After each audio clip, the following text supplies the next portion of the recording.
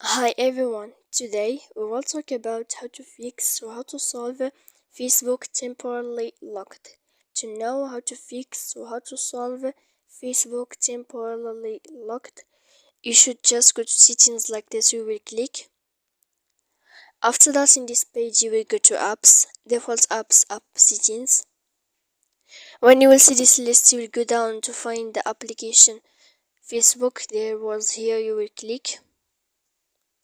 And then in this page you will go to click for stop here, and then you will enter to storage.